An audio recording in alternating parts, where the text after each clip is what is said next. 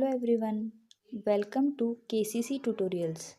Today we are going to learn lesson of 6th standard English. So we will see unit 1.3 from study tour 1, wild boar and the fox.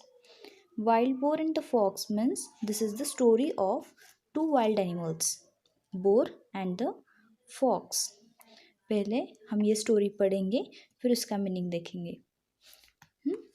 Wild boar and the fox. One day, a wild boar was sharpening his tusk against the bark of a tree. He was doing it very carefully. There lived a fox in the same forest. He was always looking for a chance to make fun of other animals in the forest. When he saw the wild boar, he decided to tease him. He began to walk around the trees, looking left and right, up and down. He also began to act as if he was really scared, but the boar did not pay any attention to him.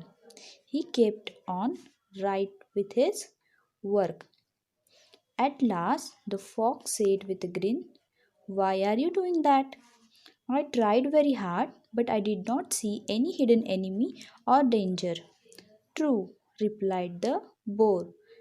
"Just now there may not be any danger, but when it really comes, there won't be any time to sharpen my tusk. My weapons have to be ready for use then.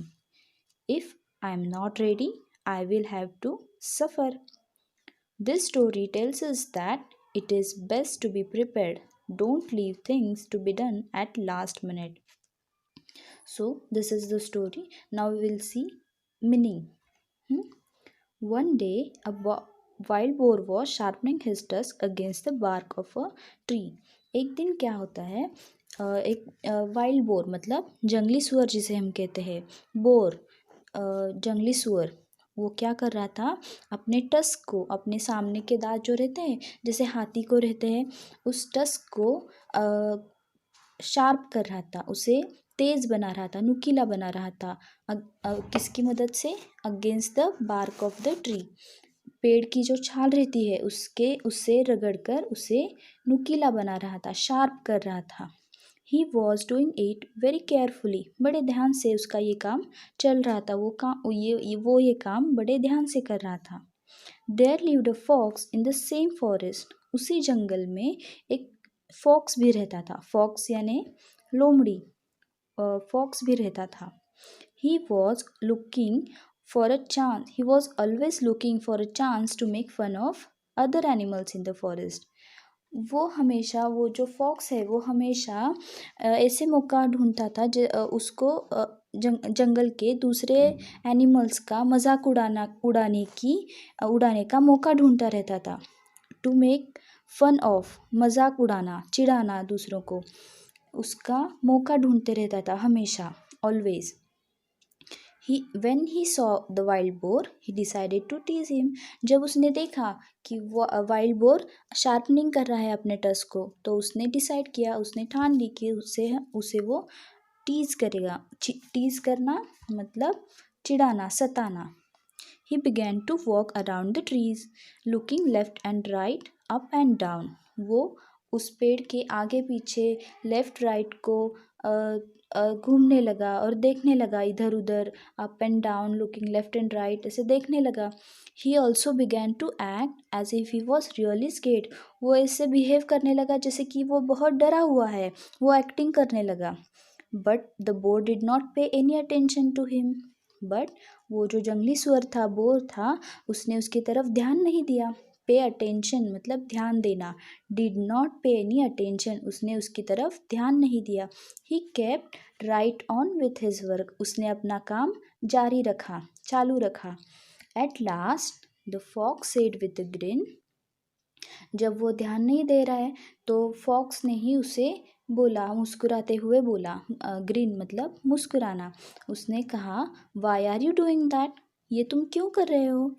I tried very hard but I did not see any hidden enemy और danger.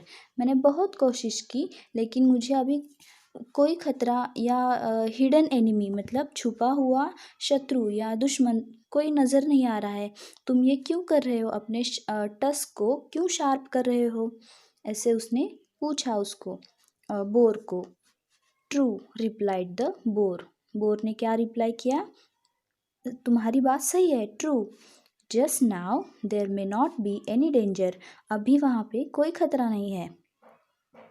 But when it really comes, लेकिन जब वो खतरा अचानक से आएगा, सच में आएगा, there won't be any time to sharpen my tusk, मुझे अपने टस्क को शार्पन करने के लिए टाइम नहीं रहेगा। जब खतरा, अभी खतरा नहीं है, लेकिन जब खतरा सचमुच आएगा तब मेरे पास वक्त नहीं होगा उसे शार्प करने के लिए।